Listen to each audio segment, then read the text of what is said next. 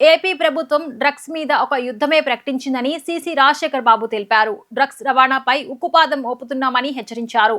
DGP Harish Kumar Gupta ఆధ్వర్యంలో satellite image drones ద్వారా గంజాయి సాగుని పూర్తిగా నియంత్రణ చేశామని ఆయన అన్నారు. ఏపీ ఈగల్ ఆధ్వర్యంలో fit India Sunday on cycle ర్యాలీలో DGP Harish Kumar Gupta, police commissioner Rajasekhar Babu, collector Lakshmisha, Eagle chief Ravikrishna పాల్గొన్నారు. ఈ సందర్భంగా సిపి రాజశేఖర్ బాబు మాట్లాడుతూ 9,000 ఎకరాల్లో గంజాయి సాగు జరిగేదని వివరించారు. ఇప్పుడు 1 సెంటు భూమిలో కూడా గంజాయి సాగు లేకుండా డీజీపీ ఆదేశాలతో పనిచేయగలిగామని పేర్కొన్నారు. డ్రగ్స్ వినియోగం, రవాణాపై దృష్టి పెట్టామని చెప్పుకొచ్చారు. క్విట్ NTPS అనే చట్టాన్ని ఉపయోగించి 27 మందిని జైలుకు పంపామని వివరించారు. డ్రగ్స్ విషయంలో ఏడాది పాటు జైల్లో ఉంచే కఠిన చట్టం ఉంటుందని తెలిపారు. డ్రగ్స్ వినియోగం, సేవించే ప్రాంతాలను గుర్తించామని తెలిపారు. అన్ని జిల్లాల్లో డ్రోన్ల ద్వారా పటిష్టమైన నిఘా పెట్టామని అన్నారు. ఎన్టీఆర్ జిల్లా పోలీస్ కమిషనరేట్ పరిధిలో 10,000 కెమెరాలు పెట్టామని తెలిపారు. అసాంఘిక శక్తులపై దృష్టి పెట్టి చర్యలు తీసుకుంటున్నామని చెప్పుకొచ్చారు. 43 డ్రోన్ ఏర్పాటు చేసి అనుమానాస్పద ప్రాంతాలను జల్లెడపడుతున్నామని వివరించారు. బైకులు దొంగలించి గంజాయి రవాణా చేస్తున్న వారిని పట్టుకున్నామని తెలిపారు. యువత మత్తు పదార్థాలకు బానిస కావద్దని విజ్ఞప్తి చేశారు. ప్రజల్లో కూడా డ్రగ్స్ పై అవగాహన కల్పించేందుకు ఈగల్ ఆధ్వర్యంలో రాష్ట్ర వ్యాప్తంగా సైకిల్ ర్యాలీలు నిర్వహిస్తున్నారని ఆయన పేర్కొన్నారు.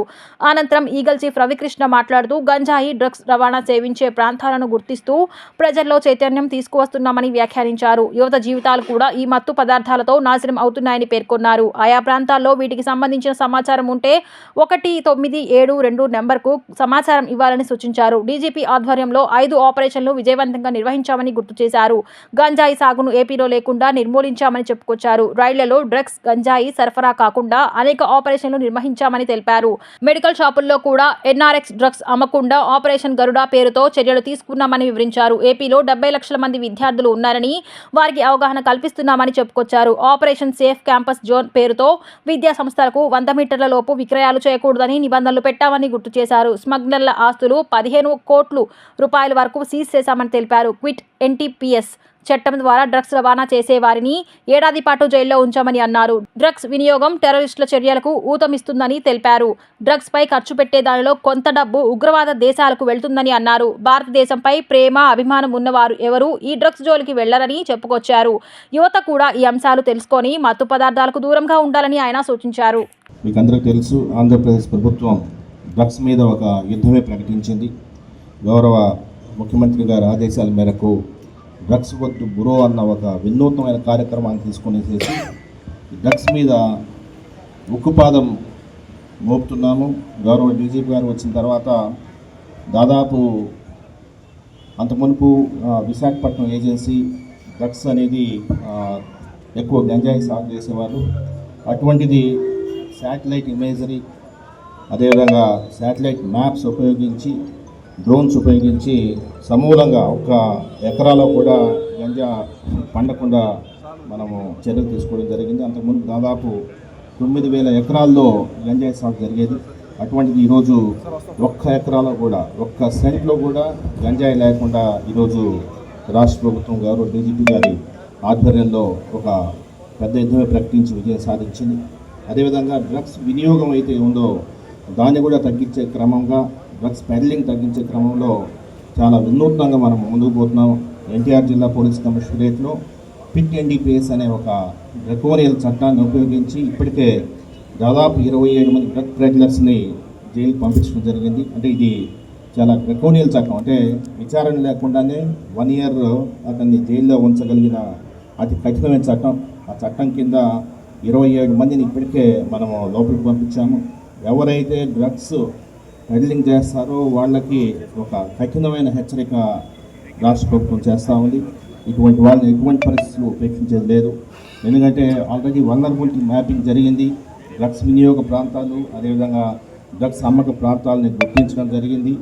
ప్రతి జిల్లాలో కూడా కొన్ని వేల సీసీ కెమెరాలు, అదేవిధంగా డ్రోన్స్ వినియోగించుకుంటూ పహారా కాస్తున్నాం. ఎన్టీఆర్ జిల్లా పోలీస్ కమిషనరేట్లో దాదాపు 10,000 కెమెరాలు మనం పెట్టడం జరిగింది. అందులో ఈ వల్నరబుల్ ప్లేసెస్ ఏదైతే ఉన్నాయో అన్నీ కూడా కవర్ చేస్తూ ఈరోజు ముందుకు పోతున్నాం. 43 డ్రోన్స్, ఎన్టీఆర్ జిల్లా పోలీస్ కమిషనరేట్లో 43 డ్రోన్స్ తీసుకున్నాం.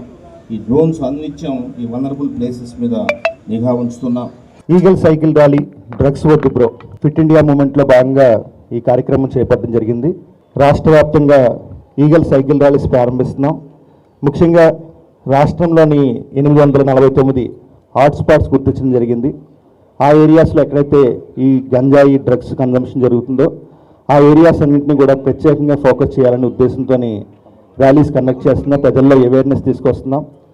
అదేవిధంగా మనం అందరం కూడా తెలుసుకోవాల్సిన ముఖ్యమైన అంశాలు ఏంటంటే ఇంకా ఈ గంజాయి డ్రగ్స్ వల్ల యువత అదేవిధంగా మన దేశం కూడా అంతర్గతంగా బలహీనం అవుతుంది. కాబట్టి ప్రతి ఒక్కరూ కూడా ఈ గంజాయి డ్రగ్స్ వ్యతిరేకంగా పోరాటం చేయాలని, ఉన్న ప్రతి సమాచారాన్ని కూడా మీ ప్రాంతంలో గంజాయి ప్రవేశిస్తే ఖచ్చితంగా 197 సమాచారం ఇవ్వాలని ప్రతి ఒక్కరిని కూడా విజ్ఞప్తి చేస్తున్నాం. రాష్ట్ర వ్యాప్తంగా ఒక డీజీపీ గారి సూచనల మేరకు ఒక 5 ఇంపాక్ట్ ఆపరేషన్స్ కూడా మేము ప్రారంభించాం. ముఖ్యంగా ఆపరేషన్స్ చైతన్యం అని చెప్పేసి ఆంధ్రప్రదేశ్లో గతంలోని ఏఎస్ఆర్ జిల్లాలోని గంజాయి పండేది. ఈరోజు గంజాయి సాగు లేకుండా ప్రత్యేకంగా దాన్ని తీర్చిదిద్దడం జరిగింది. ఈ drone surveillance, అడ్రిన్ satellites, కార్డినెన్స్ search operations, విస్తృతమైన అవేర్నెస్ క్యాంపెయిన్స్ ద్వారా ఆంధ్ర ఒరిస్సా బోర్డర్లోని ఆంధ్రప్రదేశ్ సైడ్ అంతా కూడా ఆల్టర్నేటివ్ క్రాప్ సపోర్ట్ ఇవ్వడం వల్ల సుమారుగా 2 కోట్ల మొక్కలు పంపిణీ చేయడం ద్వారా ఆంధ్రప్రదేశ్ ప్రభుత్వం, జిల్లా పోలీసులు, అదేవిధంగా గౌరవ డీజీపీ గారి సూచనలు సలహాల మేరకు అక్కడ గంజాయి సాగును పూర్తిగా నిర్మూలించడం జరిగింది. అదేవిధంగా ఆపరేషన్ ఈగల్స్ అండ్ ట్రైన్స్ అని చెప్పేసి ఒక కార్యక్రమం, ట్రైన్స్లో ఎక్కడ కూడా డ్రగ్స్ సరఫరా కాకుండా ప్రత్యేకంగా జీఆర్పీ, ఆర్పిఎఫ్, అదేవిధంగా మనకి సంబంధించిన కొత్తగా డాగ్ కెనైన్స్, మనకి నార్కో కెనైన్స్ అంటారు, డాగ్ స్క్వాడ్స్ కొత్తగా వచ్చినాయి. వాటి ద్వారా ఎన్నో రకాల ఆపరేషన్స్ చేపట్టడం జరిగింది.